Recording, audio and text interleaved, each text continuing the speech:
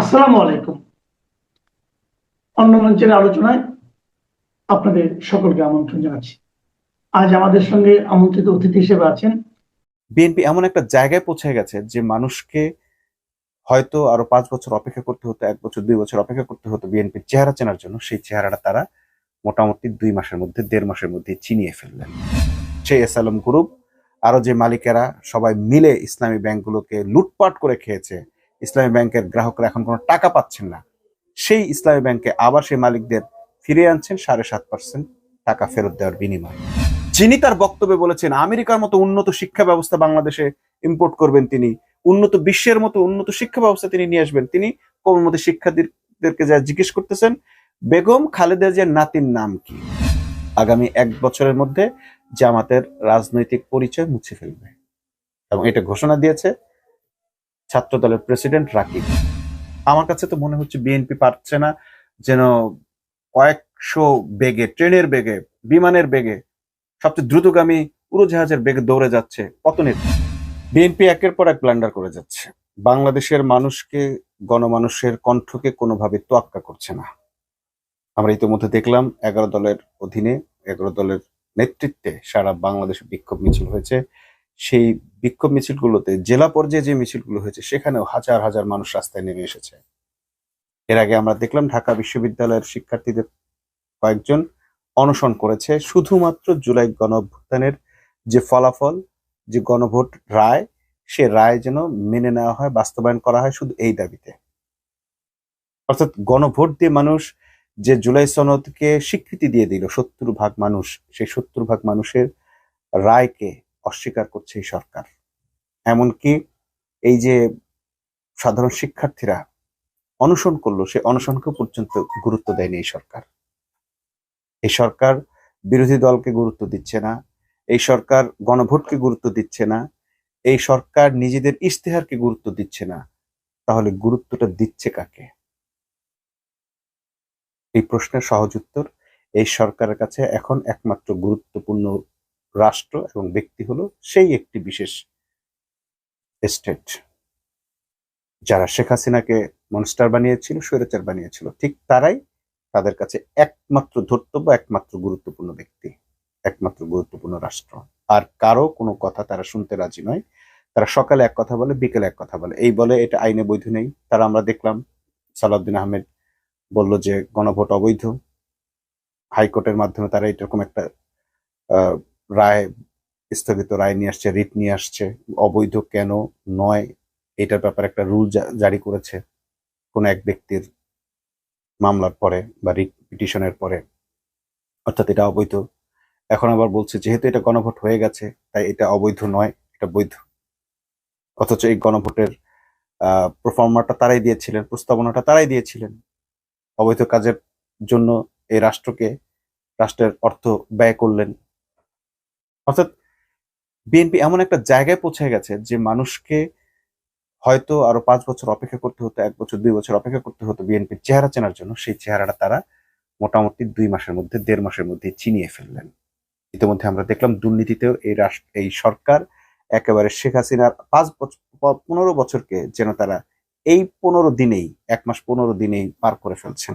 ইসলামী bank নিয়ে ইতোমধ্যে তারা বড় ধরনের কাটাছেঁড়া শুরু করেছেন, সেই লুটেরা বাহিনীকে আবার ফিরিয়ে এনেছেন। সেই এসএলএম গ্রুপ আরো যে মালিকেরা সবাই মিলে ইসলামী ব্যাংকগুলোকে লুটপাট করে খেয়েছে, ইসলামী ব্যাংকের গ্রাহকরা এখন কোনো টাকা পাচ্ছেন না, সেই ইসলামী ব্যাংকে আবার সেই মালিকদের ফিরিয়ে আনছেন 7.5% টাকা ফেরত দেওয়ার বিনিময়ে। তারপর বলে দিচ্ছেন 2 বছর পর বাকি টাকা তারা, ঋণের টাকা ফেরত দিবে। যখন তারা এই 7.5% দিয়ে আবার ব্যাংকের মালিক হবে, তারা তো আবার ব্যাংক থেকে লুটপাট করবে, সেই লুটের টাকা থেকে আবার এই ব্যাংকের ঋণ পরিশোধ করবে। ঠিক আগে যেটা করেছে, এক ব্যাংক থেকে লুট করে আরেক ব্যাংকে দিয়েছে, আবার আরেক ব্যাংক থেকে লুট করে আরেক জায়গায়, এরপরে পুরো টাকা একসাথে করে বাস বিদেশে পাচার করে দিয়েছে। তাদেরকে শর্ত দিয়ে দিতেন যে বিদেশি টাকা ফেরত না আনা পর্যন্ত আপনারা কোনো কিছু আর ফেরত পাবেন না, মালিকানা ফেরত পাবেন না। ঋণ নিয়েছেন, ঋণের সেই ঋণের টাকা কোথায় ব্যয় করেছেন হিসাব দেন, নিয়ে আসেন। সংসদে হিসাব দিলেন, শীর্ষ ঋণ খেলাপিদের তালিকা প্রকাশ করলেন, করার পর আবার সেই ঋণ খেলাপিদেরকে আবার ব্যাংকের মালিকানা তুলে দিলেন। আজকে যদি জনগণ ব্যাংক থেকে তাদের টাকা তুলে নেয়, আপনারা কি করবেন? কিছু করার আছে? এটা মূলত ইসলামী ব্যাংকের বিরুদ্ধে একটা বড় ধরনের ষড়যন্ত্র। অন্যান্য ব্যাংকের তো এখন আর গ্রাহক নেই, এখন মোটামুটি রেমিটেন্সের 32% আসে হচ্ছে এই ইসলামী ব্যাংক থেকে। মোটামুটি সারা বিশ্বে নাম করে আছে যে ব্যাংকটি, সেটা ইসলামী ব্যাংক। এই ইসলামী ব্যাংকের পরিবেশ ধ্বংস করার জন্য, ইসলামী ব্যাংকটাকে টোটালি ডিজাস্টার করে দেওয়ার জন্য এই কাজটা করছে। আবার এখান থেকে টাকা সরাবে, এবং এই টাকা সরানোর ফলে দেশের মানুষের আস্থা দূর হয়ে যাবে, শেষ হয়ে যাবে, এবং এই ব্যাংক থেকে মানুষ টাকা তুলে নিয়ে নিবে, এবং এই ব্যাংকে আর মানুষ টাকা জমা দেবে না। এক রাতের মধ্যে, এক দিনের মধ্যে আমেরিকার 100টি ব্যাংক দেউলিয়া হয়ে গেছিল। ইসলামী ব্যাংক দেউলিয়া হতে এরকম একটি নির্দেশনা হলেই যথেষ্ট। জাস্ট এই এসালমকে ফিরিয়ে আনার পর যদি জনগণ সিদ্ধান্ত নেয় যে আমরা আমাদের টাকা তুলে ফেলবো, তাহলে লক্ষ লক্ষ কোটি গ্রাহক যদি তাদের টাকা তুলতে গিয়ে যদি 10% লোক টাকা তুলতে যায়, ব্যাংক তো এই টাকা দিতে পারবে না। এবং এই 10% গ্রাহক যদি গিয়ে বলে যে আমি আমার টাকা তুলতে পারছি না, ব্যাংকের অবস্থা খারাপ, আরো 10% লোক রাস্তায় এনে ব্যাংকের কাছে চলে আসবে যে টাকা ফেরত দেন। কাল যদি এই লোকগুলো টাকা তুলতে শুরু করে, তাহলেই তো ব্যাংক দেউলিয়া হয়ে গেল। এখন ব্যাংকে মানুষ জমা রাখছে, সেই জমা রাখার টাকা আপনারা ফেরত দিচ্ছেন। যখন কাল কোনো আস্থা থাকবে না এই ব্যাংকের প্রতি, এসালম ডাকাত ঢুকার পরপরইতে এই ব্যাংকের আস্থা শেষ হয়ে যাবে, ধ্বংস হয়ে যাবে। সাথে সাথেই মানুষ টাকাটা তোলা শুরু করবে এবং জমা রাখা বন্ধ করে দিবে। কি করবে? অর্থাৎ এই ব্যাংক দেউলিয়া হয়ে যাবে। লিখে রাখেন, এই ব্যাংক, এই সরকার দেউলিয়া করার ষড়যন্ত্রটাই করছে। একীভূত করে 5টা ব্যাংক, সেই টাকা মানুষ পায় না, পাবলিক পায় নাই, তারা রাস্তায় গিয়ে মিছিল মিটিং করেছে। যেই টাকা এই ব্যাংক থেকে চলে গেছে, সেই টাকা ফেরত না এসে সেই ব্যাংক কিভাবে চলবে? গ্রাহকের আমানত কিভাবে রক্ষা পাবে? গেল ব্যাংকের অবস্থা। রাজনীতির অবস্থা আরো খারাপ, আইনের অবস্থা আরো খারাপ। সংবিধানের নাম দিয়ে একের পর এক যতগুলো অধ্যাদেশ দিয়ে ইউনূস সরকার জুলাই সনদকে একটা কার্যকর জায়গায় নিয়ে এসেছিল ইন্টারিম সরকার, প্রত্যেকটা অধ্যাদেশ, গুরুত্বপূর্ণ অধ্যাদেশ বাতিল করছে। গুম প্রতিরোধের জন্য যে অধ্যাদেশ দেওয়া হয়েছিল, অর্থাৎ এই সরকার আবার গুম করবে। তা না হলে এখনই তাকে কেন অধ্যাদেশ বাতিল করতে হবে? নানান ছলচাতুরি দেখাচ্ছে, বলছে আইনের এটা করা হচ্ছে, এটা করছে। এগুলো সব মিথ্যাচার। আইন মন্ত্রী যে এরকম ভয়াবহ মিথ্যাচার করতে পারে, সেটা একজন আহ তার লেখায় দেখিয়েছে যে কত বড় বড় কতগুলো মিথ্যাচার তারা করেছে। প্রত্যেকটা ধারা ধরে ধরে দেখানো হয়েছে আইনমন্ত্রীর মিথ্যাচারগুলো। আবার সংসদীয় ভাষা সেটাকে নাকি মিথ্যা বলা যাবে না, অসত্য বলতে হবে। এটা মিথ্যা মানে মিথ্যা। এই যুগের মানুষ, এই যুগের মানে জেনজি বা জেনারেশন এখনো সেই সংসদীয় অপভাষা মুখস্থ করে রাখবে? যেটা মিথ্যা সেটাকে কেন অসত্য বলবে? কেন সেটাকে মিথ্যা বলা যাবে না? আইনমন্ত্রী যেটা মিথ্যা বলেছে সেটা মিথ্যা। এই রেওয়াজ, এই রীতি রেওয়াজের নাম দিয়ে আপনারা সংসদটাকে এখন পুরোপুরি একপেশে করে ফেলেছেন। অবিলম্বে এখান থেকে বিরোধী দলের সংসদ সদস্যরা পদত্যাগ করতে বাধ্য হবে। কিন্তু তারা ধৈর্য ধরছে, তারা পরিবেশ পরিস্থিতি বিবেচনা করছে, যাতে কেউ তাদেরকে বলতে না পারে যে বিরোধী দলকে যথাযথ সময় দেওয়া হয়নি।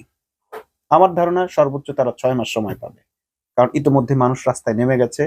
মানুষের জীবনে কোনো স্বস্তি নেই, তেলের সংকট, রাস্তায় রাস্তায় তেলের জন্য গাড়ি দাঁড় করিয়ে রাখতেছে। এমন অনেকেই আছে যে তাদের গাড়ি ইতিমধ্যে বন্ধ করে দিয়েছেন। হাজার হাজার মানুষ তাদের মোটরসাইকেল বাড়িতে বন্দি করে রাখছেন, তাদের কাজ হচ্ছে না, অফিসে যেতে পারছে না গাড়ি দিয়ে, তেল সংকট। আবার তেল পাচ্ছে এমন লোক, সরকারের কাছের মানুষেরা, বিভিন্ন ফোনের মাধ্যমে, বিভিন্ন জায়গায় লিঙ্কের মাধ্যমে তারপরে তেল নিতে হচ্ছে। এদিকে আমরা একটা জায়গায় কিছুটা হলো স্বস্তি পেয়েছিলাম, শিক্ষামন্ত্রী। সেই শিক্ষামন্ত্রী গিয়ে আবার দেখলাম, আগে যেমন শেখ মুজিব আর শেখ রাসেল পড়ানো হতো, সেই শিক্ষামন্ত্রী যিনি তার বক্তব্যে বলেছেন আমেরিকার মতো উন্নত শিক্ষা ব্যবস্থা বাংলাদেশে ইম্পোর্ট করবেন, তিনি উন্নত বিশ্বের মতো উন্নত শিক্ষা ব্যবস্থা তিনি নিয়ে আসবেন, তিনি কোমলমতি শিক্ষার্থীদেরকে যা জিজ্ঞেস করতেছেন বেগম খালেদা জিয়ার নাতির নাম কি। তারপরে আবার সেই নাম বলার পর তিনি উৎসাহে একেবারে মানে উচ্ছ্বাসে ফেটে পড়তেছেন। এইগুলো এত সস্তা মানের তেল তিনি কোত্থেকে পেলেন? আমেরিকার শিক্ষা ব্যবস্থায়? তিনি তো বিদেশে লেখাপড়া করেছেন। এইরকম একটা অথর্ব কাজ একজন শিক্ষামন্ত্রী দ্বারা কিভাবে হলো, যার প্রতি মানুষের কিছুটা হলো আশা ছিল? পুরো বাংলাদেশকে একেবারে জগা খিচুড়ির একটা বাংলাদেশ বানিয়ে ফেলছে বিএনপি। এদিকে আবার আমরা দেখলাম এই বিএনপি ইতিমধ্যেই বড় ধরনের একটা ষড়যন্ত্র তৈরি করে ফেলেছে জামাতের বিরুদ্ধে। আগামী 1 বছরের মধ্যে জামাতের রাজনৈতিক পরিচয় মুছে ফেলবে। এবং এটা ঘোষণা দিয়েছে ছাত্র দলের প্রেসিডেন্ট রাকিব। অনেকে মনে করেছেন এটা জাস্ট ওর কথার কথা, না, এটা তাদের প্ল্যানের অংশ। কারণ এই এই সরকার যে যার প্ল্যানে চলছে সেটা তো আসলে ভারতের সরকার, ভারতের প্ল্যান। এই একই প্ল্যান এই বিএনপিও জানে। এই খালেদা জিয়া স্বীকার করেছে ভারতের প্ল্যানে, পরিকল্পনা অনুযায়ী বাংলাদেশ থেকে ইসলাম মুছে ফেলার ষড়যন্ত্রের অংশ হিসেবে জামাতের নেতাদেরকে ফাঁসিতে ঝুলানো হয়েছে। এটা খালেদা জিয়ার বক্তব্য। এদের নামে মামলা করা হয়েছে, এরা কেউ যুদ্ধাপরাধী না, শুধুমাত্র ভারতকে খুশি করার জন্য শেখ হাসিনা এটা করেছে। ঠিক খালেদা জিয়ার দল বিএনপি এখন এই ভারতের সেই প্রেসক্রিপশন বাস্তবায়ন করার জন্য এখন জামাতের বিরুদ্ধে ষড়যন্ত্র করছে। তারা 1 বছরের মধ্যে জামাতের নাম নিশানা মুছে ফেলার কাজটা কিভাবে করবে সেটার মোটামুটি একটা প্ল্যান দাঁড় করিয়েছে। জামাতের রাজনীতি নিষিদ্ধ কিভাবে করবে, রাজনৈতিক পরিচয় মুছে ফেলবে, এটা তারা করবে, 1 বছরের মধ্যে করবে। এবং সেটা প্ল্যান তারা সাজানো আছে, ইন্ডিয়ার সাজানো আছে। ইন্ডিয়া ঠিক একটার পর একটা এই প্ল্যানটা সাজাবে। হতে পারে যে জামাতকে, যখনই জামাত আন্দোলনে নামবে তখন জামাতকে সন্ত্রাসী দল আখ্যা দিয়ে যেভাবে আওয়ামী লীগকে নিষিদ্ধ করা হয়েছে, ঠিক সন্ত্রাস দমন আইনে জামাতকে নিষিদ্ধ করা হবে। আরো অনেক পদ্ধতি থাকতে পারে যেটা দিয়ে মোটামুটি শেখ হাসিনা যেভাবে জামাতকে দমন করার নীতি অবলম্বন করছে সেটা করবে। কিন্তু লাভটা কি হবে? শেখ হাসিনা যাই কিছু করেছে, শেখ হাসিনা তো একাধারে জামাত বিএনপি উভয়কেই একেবারে বালির ট্রাক দিয়ে আটকাইছে, কাউকে ফাঁসি দিয়ে শেষ করেছে, দমন করেছে, নিপীড়ন করেছে। তারপরে কি হয়েছে? তারপরে তাকে পালিয়ে যেতে হয়েছে। তারেক রহমান আবার আরো এক মানে কাঠি আগে এগিয়ে আছেন। সেটা হচ্ছে 1 লাইন আগে আছেন তিনি। একেবারে ইতিমধ্যেই তার একটা ভবন নির্মাণ করছেন বিদেশি কায়দায়, বাংকার টাঙ্কার সহ, মানে যুদ্ধ বিধ্বস্ত দেশে যেরকম বাংকার থাকে, হ্যাঁ, সেরকম বাংকার দিয়ে তিনি তার ভবন বানাচ্ছেন, যাতে তিনি যদি বোমা টোমা মারে বা তার উপর হামলা হয়, তার কিছু হয়, তিনি বাংকারে গিয়ে লুকিয়ে থাকতে পারেন। সে বাংকার থেকে কোথাও অন্য কোনো দেশে চলে যেতে পারেন বা আরো কোনো জায়গায়, নিরাপদ জায়গায় পৌঁছে যেতে পারেন, এরকম সিস্টেম তিনি করে রাখছেন। অর্থাৎ পালাবার বা বাঁচার সর্বোচ্চ চেষ্টাটা তিনি করছেন। কেন করবেন? তিনি যদি জনগণের নেতা হন, জনগণের প্রধানমন্ত্রী হন, আমরা নেপালে কি দেখতে পাচ্ছি? উল্টোটা। 13 দিনের মাথায় পুরো নেপালকে বদলে ফেলেছে বালেন্দ্র শাহ। এখানে বিসিবি কে সাজানো হয়েছে বাপের দোয়া প্রোডাকশন হিসেবে, বাপের দোয়া কমিটি হিসেবে। বাপের সন্তানরা গিয়ে ওখানে, একজনের স্ত্রী, কারো সন্তান গিয়ে পুরো বিসিবি কে দখল করে ফেলেছে। আর নেপালে শুধু আত্মীয়করণের অপরাধে বরখাস্ত করা হয়েছে। কোনো ধরনের ভিআইপি প্রোটোকল নাই, পুরো জনগণ, এই জেএনজি পুরোপুরি জনগণের হাতে। এই 35 বছরের একটা লোক বালেন্দ্র শাহ, যিনি পুরো এই 13 দিনে পুরো নেপালকে বদলে ফেলেছেন। বাংলাদেশে আইন হচ্ছে দুদককে একেবারে দন্ত নখরহীন একটা ধরাসাপ বানানো হচ্ছে। অধ্যাদেশটা বাতিল করে দিয়ে, যে অধ্যাদেশের মাধ্যমে দুদককে দুর্নীতিবাজদের বিরুদ্ধে ব্যবহার করা যেত, সেই দুদককে এখন দুর্নীতিবাজদেরকে সাদা সার্টিফিকেট দেওয়ার কাজে ব্যবহার করা হবে। আর নেপালে কি হলো?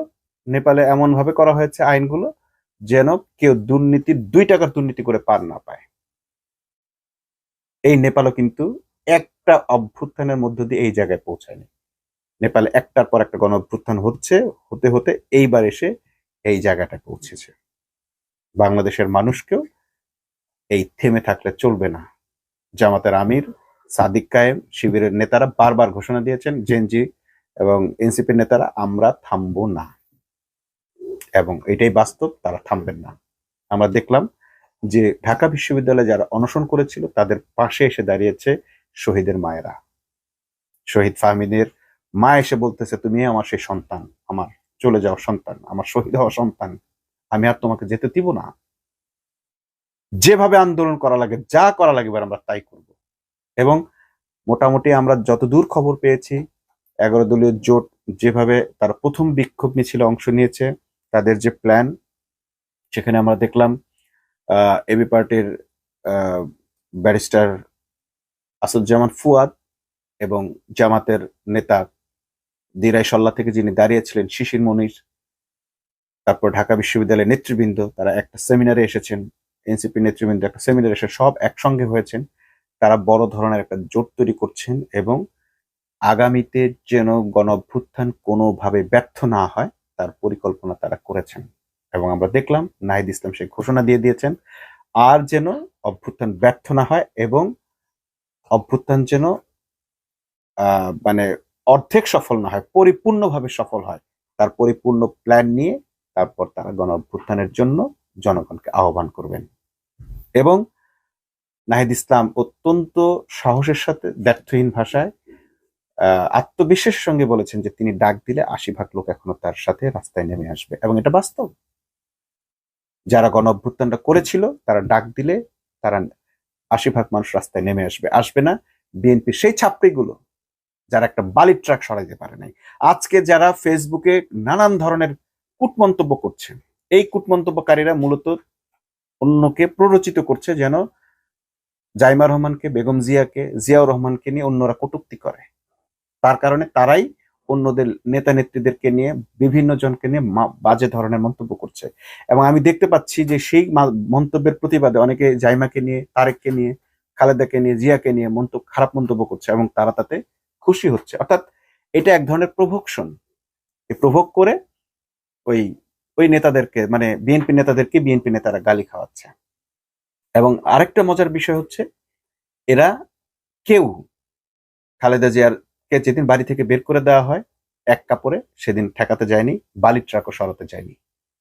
যে লোকেরা বালির ট্রাক সরাতে চায়নি, সেই তাদের উপর নির্ভর করে যদি বিএনপি এত বড় ব্লান্ডার করতে যায়, তাহলে এটি নিজের পায়ে কুড়াল মারা।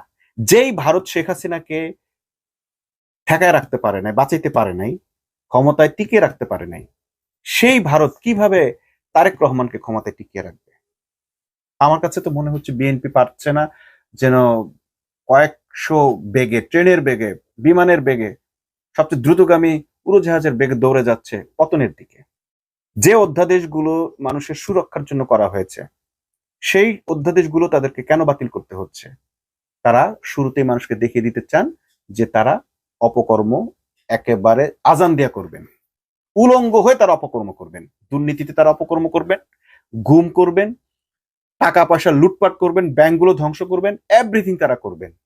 তারা কি মানুষের ধৈর্য পরীক্ষা করছেন? ৬টা মাস আপনারা অপেক্ষা করতে পারলেন না? আগামী ৬ মাসের পর আপনার ব্যাংক থাকবে?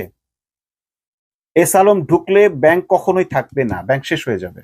হয় সে দুর্নীতি করবে, না হয় গ্রাহকরাই তাদের টাকা তুলে নিয়ে ব্যাংক ধ্বংস করে দিবে, দেউলিয়া করে ফেলবে। এই আগামী ৬ মাসের মধ্যে আপনার যে আইন প্রশাসন গুমের যে কালচার তৈরি করছেন, নতুন করে গুম অধ্যাদেশ বাতিল করার জন্য, আপনার এই প্রশাসনকে আপনি আবার আগের মতো করে কাজে লাগানোর জন্য প্রশাসনের পক্ষে যত রকমের আইন আছে, অর্থাৎ প্রশাসনের ব্যক্তিরা, এই যে আন্তর্জাতিক অপরাধ আইসিটি কে আপনারা নিয়ে আসতেছেন গুমের সাথে, যাতে এই প্রশাসনের ব্যক্তিরা কোনোভাবেই সে আইনের কাছে দ্বারস্থ হইতে বাধ্য না হয়, কৈফিয়ত দিতে বাধ্য না হয়, তাদেরকে যেন বিচার করা না যায়। শুধুমাত্র এদেরকে বাঁচানোর জন্য আপনারা গুম অধ্যাদেশটা বাতিল করলেন। কি গুম করবেন তো? এই গুম করে কি হাসিনা টিকে ছিল? টিকে কিন্তু নাই। আমরা স্রেফ ৬টা মাস দেখতে চাই এই সরকার আসলে কোন দিকে যায়। তারপর সরকার নিজেই নিজের পতন ত্বরান্বিত করবে। জনগণ এই ৬ মাসেও তাকে সময় দেয় কিনা, এটাই আমার কাছে এখন সন্দেহ হয়।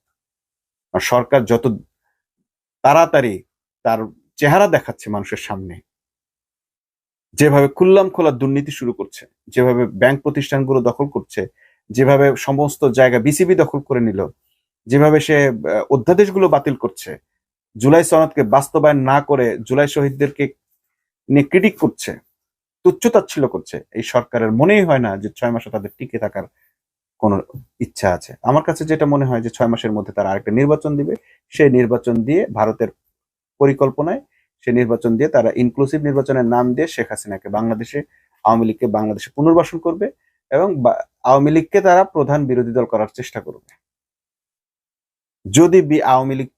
যদি ভারত তাদেরকে এই ধরনের প্রত্যাশা দিয়ে আরেকটা নির্বাচনের বা এই ধরনের খেলার সুযোগ করে দেয়, তাতেও ভারত যে তার কথা রাখবে এর কোনো গ্যারান্টি নেই। বিএনপির এখন ইচ্ছা প্রধান বিরোধী দল করবে আওয়ামী লীগকে, কারণ জামাত প্রধান বিরোধী দল থাকলে তারা স্বস্তিতে থাকতে পারে না, কারণ জামাত দুর্নীতি করে না, অপরাধ করে না। আওয়ামী লীগ বিএনপি থাকলে তারা সমানে সমান। আর আওয়ামী লীগের প্রতি মানুষের ঘৃণা আছে, যেহেতু তারা গণহত্যাকারী দল, বিএনপি কিছুটা হলো ব্যালেন্স করতে পারে। যদি এই ধরনের ষড়যন্ত্র তারা করে থাকে ৬ মাস বা ১ বছরের মধ্যে, তাহলে ওই যে রাকিব বলেছে ১ বছরের মধ্যে জামাতের রাজনীতি বিলীন করে দেবে, রাজনৈতিক অস্তিত্ব শেষ হয়ে যাবে, এরকম কোনো ষড়যন্ত্রের আভাস আমরা পাচ্ছি। তবে বাস্তবতা হচ্ছে 15 ফেব্রুয়ারি খালেদা জিয়া নির্বাচন দিয়েছিল, সে নির্বাচনে বিএনপি বিলীন হয়েছে। এবং এই সরকার সবাইকে শুধু সংবিধান দেখাচ্ছে, আইন দেখাচ্ছে, অধ্যাদেশ দেখাচ্ছে। আমি বলবো চুপচাপ সব মেনে নেন। এই সরকার সংবিধান দেখাবে, এই সরকার আইন দেখাবে, এই সরকারকে জনগণ অভ্যুত্থান দেখাবে। অভ্যুত্থানের জন্য কোনো আইন লাগে না, কোনো সংবিধান লাগে না, কোনো প্রশাসন লাগে না, কোনো সেনাবাহিনী লাগে না। অভ্যুত্থান কোনো কিছুই মানে না। আপনি এই অধ্যাদেশ বাতিল করে অধ্যাদেশ রেখে কি করবেন? কিচ্ছু করতে পারবেন না। আপনার বাংকার আপনাকে ঠেকাতে পারবে, বাঁচাতে পারবে বলে মনে করেন? আর বেঁচেই বা গেলেন, আপনার রাজনীতি তো ধ্বংস হয়ে যাবে, শেষ হয়ে যাবে। শেখ হাসিনার আওয়ামী লীগের রাজনীতি যেভাবে ধ্বংস হয়ে গেছে, চেষ্টা করে দেখেন না আওয়ামী লীগকে আর এই বাংলাদেশে পুনর্বাসন করতে পারেন কিনা। জনগণের মনে আর কখনো এই আওয়ামী লীগকে জায়গা করে দিতে পারেন কিনা। নিজের ধ্বংস নিজে ডেকে আনছে বিএনপি। তাকে আর বোঝানোর উপায় নেই, কারণ তার মাথার উপর বসে আছে ভিনদেশি এজেন্টরা। তারা তাকে যেভাবে পরিচালিত করছে সে সেভাবেই চলছে। দলকে ধ্বংস করছে, বাংলাদেশকে ধ্বংস করছে, বাংলাদেশের জনগণকে ধ্বংস করছে। আমরা এই ধ্বংসের হাত থেকে রক্ষা পেতে চাই এবং আমরা সেই রক্ষাকর্তার দেখা পেতে চাই। আল্লাহ আমাদেরকে সেরকম একজন রক্ষাকর্তা আমাদের মাঝে পাঠাক। আল্লাহ হাফেজ।